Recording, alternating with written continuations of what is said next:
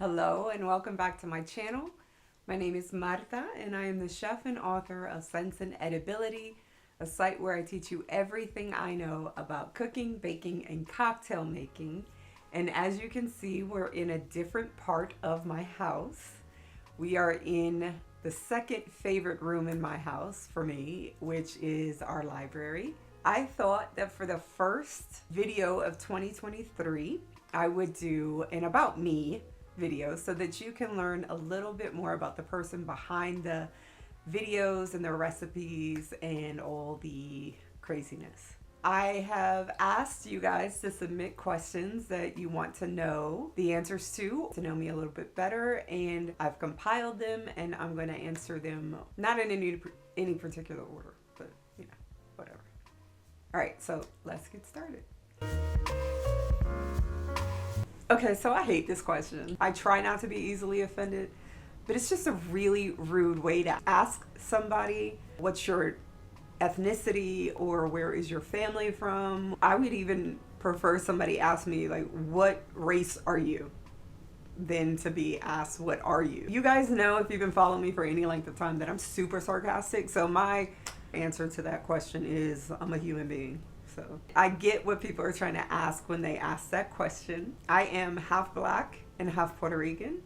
My dad is Black. My mother was Puerto Rican. And I am very extremely proud and very protective of both of my cultures. I never want anyone to assume that I am one or the other, because I am both.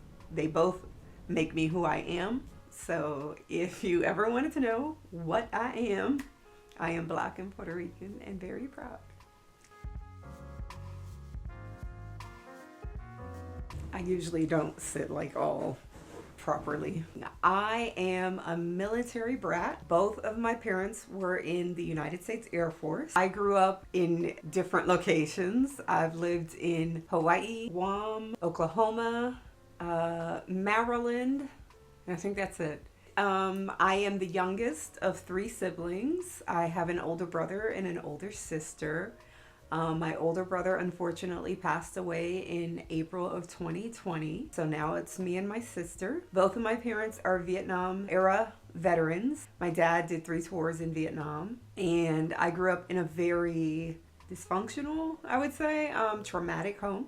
PTSD wasn't a big thing back then, and it wasn't something you went to your doctor and told them you had. It was just something you dealt with. I dealt with a lot of food insecurities growing up in our home. Contrary to popular belief, people who, you know, are in the military are not rich. So we had a lot of food insecurities. There was not always a lot of food in the house. I didn't have a very healthy relationship with food because I always felt like we didn't have enough. So I guess my relationship with food as a child was that I wanted to have as much as I could. I started cooking at the age of 9.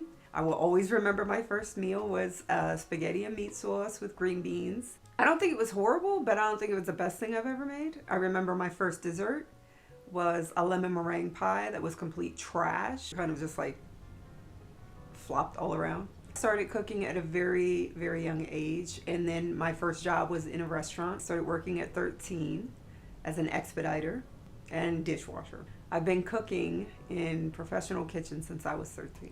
I went to a vocational technical high school, which basically is a school that teaches you trades. I joined the culinary arts program in my high school. I went on after high school to go to culinary school in Baltimore, Maryland, and I ended up working quite a few different odd jobs to put myself through college. I worked three jobs, 1 work study job and 2 part-time jobs, and sleep was non-existent. The struggle was real. It took probably about 2 hours to get from where I lived to my culinary school. So I would have to get up at 3 in the morning to get to a bus stop, to take 3 buses to get to school every morning. And then after school, I would of course have to take a few buses to my different jobs. I worked 1 job, 1 part-time job after school, and then I worked another part-time job on the weekends. So it was yeah. I didn't get much sleep during during culinary school, but I was also young, so it didn't, it didn't hit me the way it would have hit me now. But that's how I put myself through culinary school. 4 or 5 months before I graduated from culinary school, I met my husband. I like to say I met Hector at Bible study, but I actually met him at the club. So we got engaged very, very shortly after we started dating, and I married him in September of '99. So we've been married for 23 years. Proceeded to be an Army wife. So I went from being a military and Air Force brat to being an Army wife with 1 month in between the two. That's my life from, birth up until marriage, which was 21. I was 21 when I got married, so I was super young. That's a young age to get married. Now that I think about it, there's so much that you should be doing at 21, and being somebody's wife may not be it, but it worked. So I mean, I also can't knock it because I did it and we're still together. So yeah, that's my personal life from birth until now. Well, not until now, but until I got married. Growing up as a military brat, I didn't move around a ton when I compare it to how many times my kids moved around. But yeah, there's no stability. There's no stability. You're always moving, you're always doing, going to different places, you're packing up, you're meeting new friends, you're meeting people you don't like. But that's good because then you move in 2 or 3 years so you don't have to deal with them too long. Being a military spouse is a whole different ballgame. Now you're the one in charge of packing up the house and making sure the kids are, signed up for schools or signed up for activities. So becoming an Army spouse was different. One, because I grew up in the Air Force life, and there was a whole bunch of different acronyms and different things that went on in the Air Force that I had to get used to when I became an Army spouse. I'll be honest. During a fight, me and Hector had an argument. I got really mad at him and decided that I was going to enlist in the Army. I do not recommend that. There's better ways to get payback to your husband if you're mad at him than to sign a contract to join the military.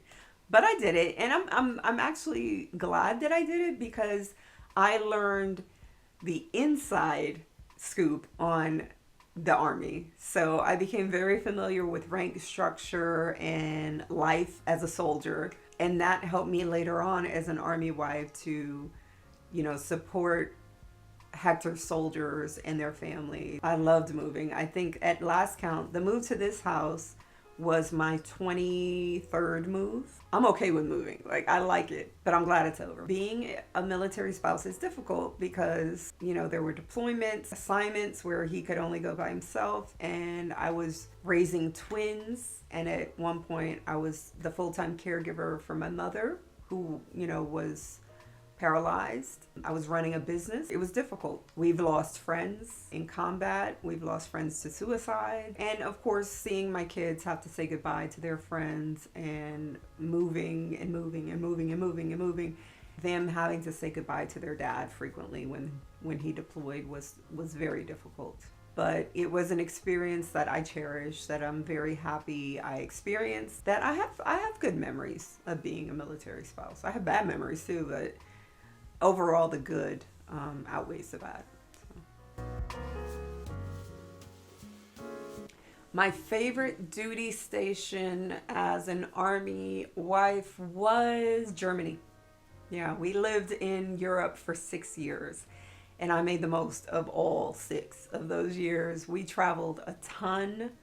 We went to France, Amsterdam, Luxembourg, Italy, all the major cities in Germany. Every time we traveled, I would pop into somebody's trattoria or cafe and ask them what they were doing, to learn recipes, to learn techniques that I wasn't familiar with. And I brought those back home. For sure, Germany was my favorite assignment, hands down.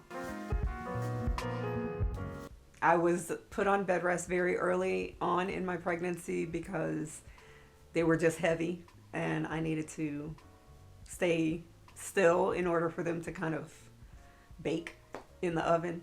I have fraternal twins, which means they are not identical. I have boy-girl twins, and having twins is interesting because the first few years of their life, you're just trying to keep yourself and them alive. It's interesting. I mean, it's fast-paced, hectic, expensive, but it is something that I love because my kids had built-in playmates. Now they have built-in best friends. But being a mom of multiples is very intense because your children are doing things at the same time for the most part. So my children graduated from high school at the same time, and my children went to college at the same time. So it's hard because those milestones where they're leaving you happen relatively at the same time. And it's heartbreaking because you don't have a chance to kind of ease into the feeling of a child graduating and going to college. You're just like, we're out, So that was difficult. It's also difficult because they both go into braces at the same time, and that's a grip.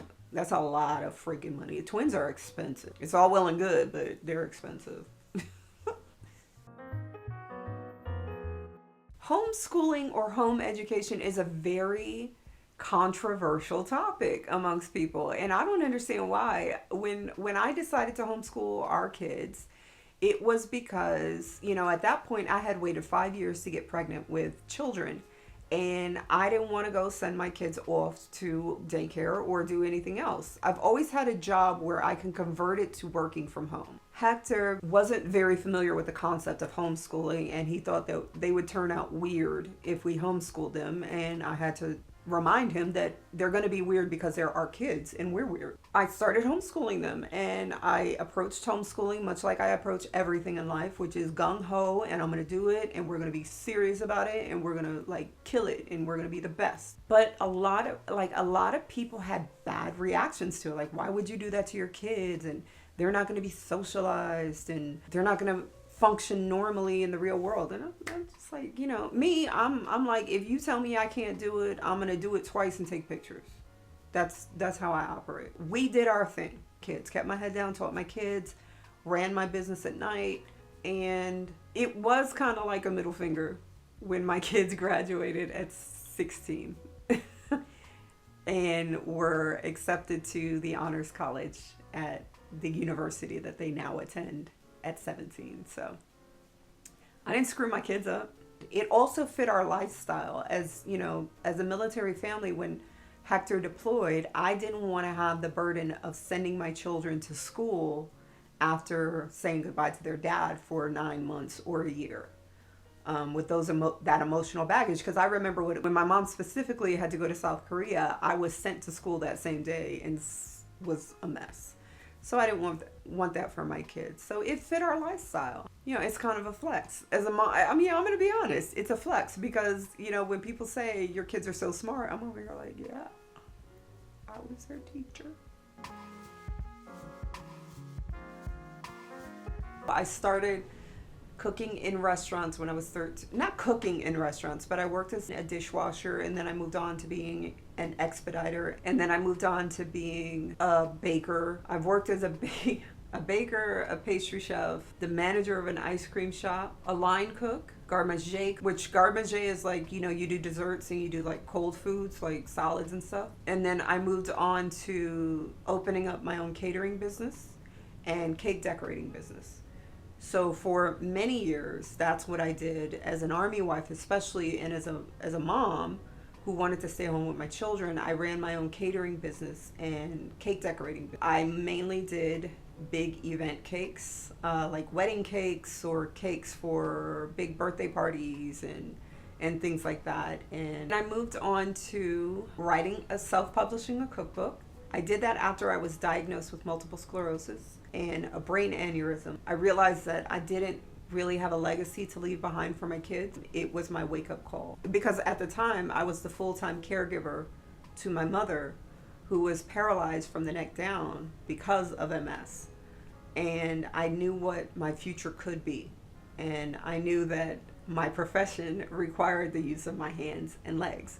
So I knew that was the time for me to start doing something with my culinary degree and what was my passion, which is cooking and baking. So I self-published a cookbook that's now out of print.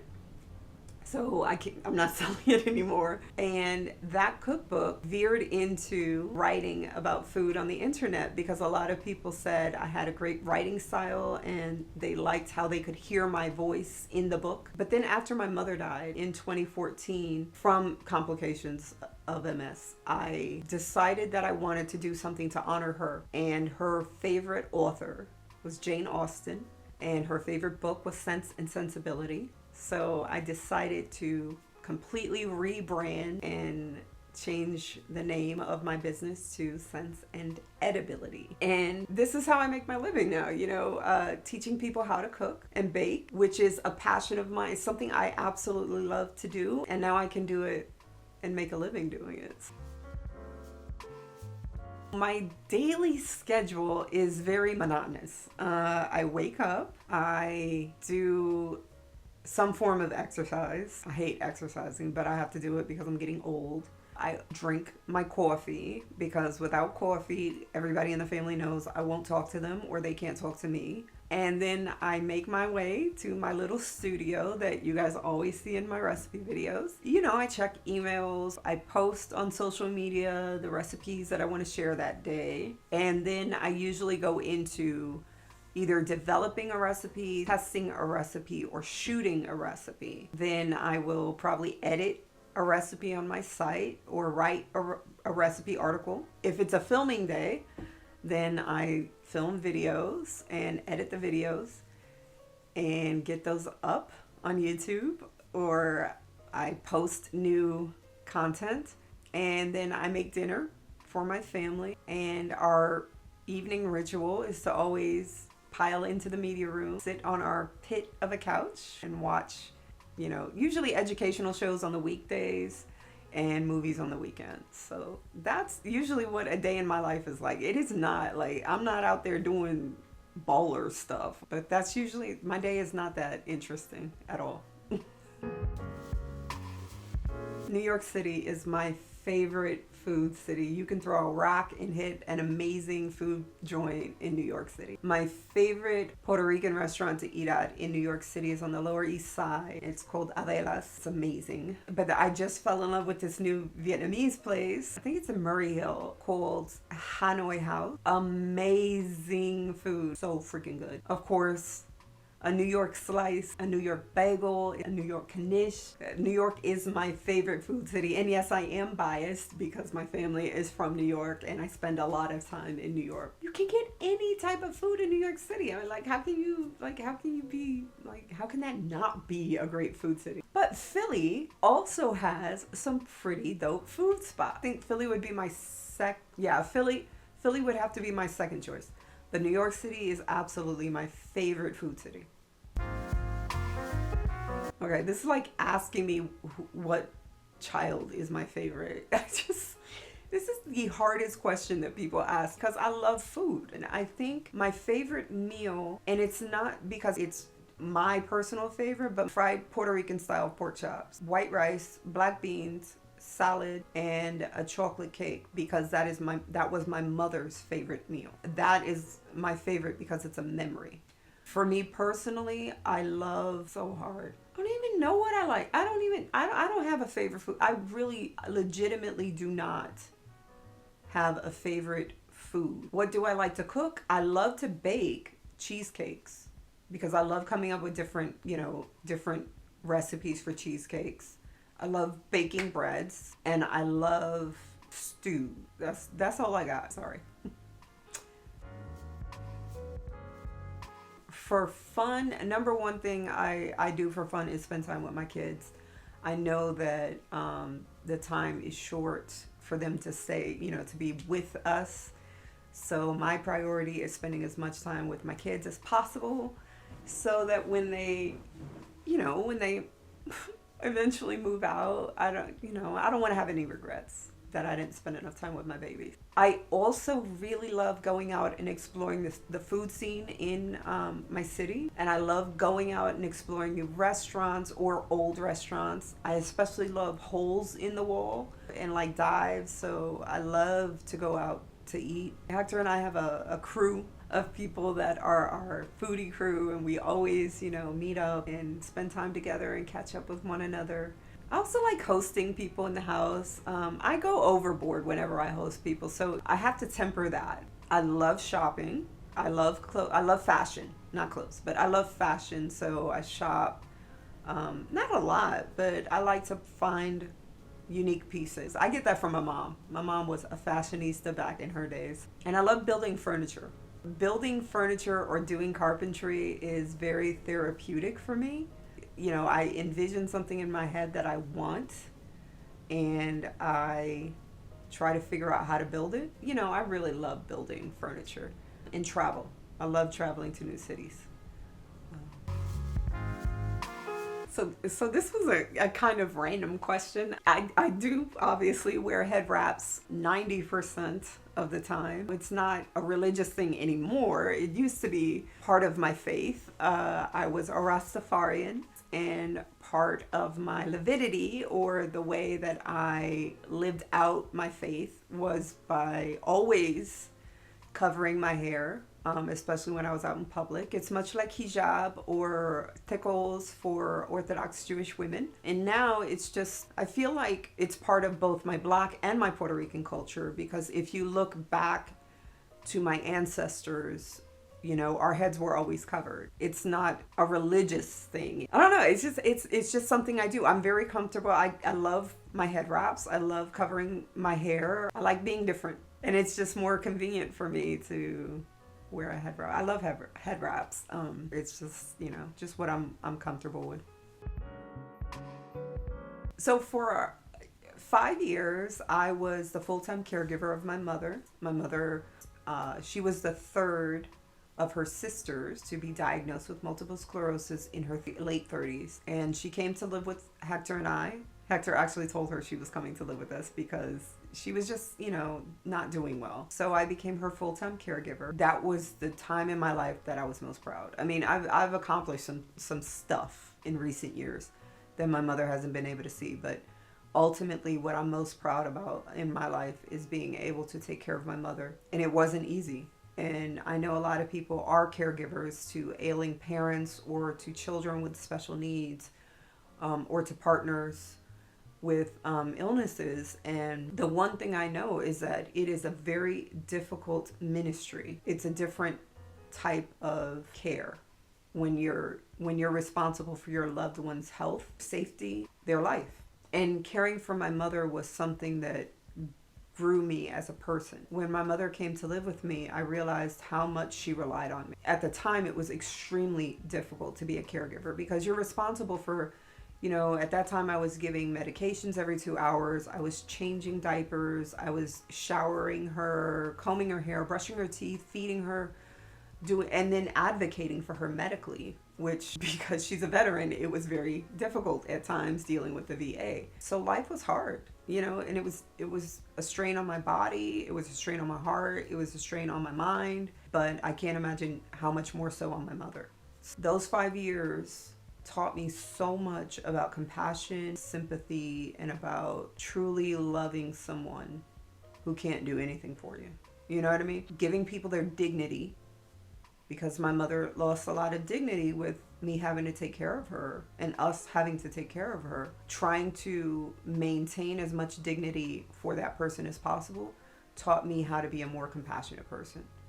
So though being a caregiver to someone is difficult, it is the most noble and honorable thing I've ever done in my life. For those of you that are caregivers, I commend you. I send you love and encouragement.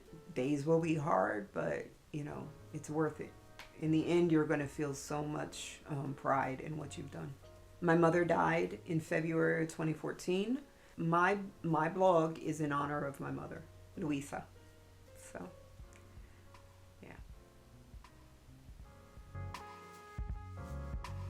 What I hope to accomplish in 2023 is just to put out more content that will help connect people to their culture, whether you are Black or Puerto Rican or whether you are of a different ethnicity. I want to travel more, and I just want to be healthy. As far as medically, I want to maintain the standard of living that I have, which means that I need to be very smart about stress and not stress out too much over stuff. I always want to grow as a chef. So I want to study more. I want to travel more places and learn more things from people.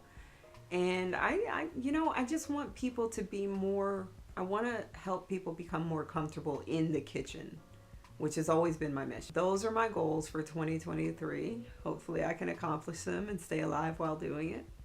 So that is who I am. I hope learning a little bit more about me and the person behind the videos and the blog helps you have an understanding of who I am. But also, I also wanted to do this video to demonstrate to people that we are human beings. You know, content creators or chefs are all human beings. And you cannot separate the person from the creation. I think a lot of times people just want to say, well, just give me the recipe. I don't need to hear about your personal opinions. And when you say that, I am not worth being treated as a human being.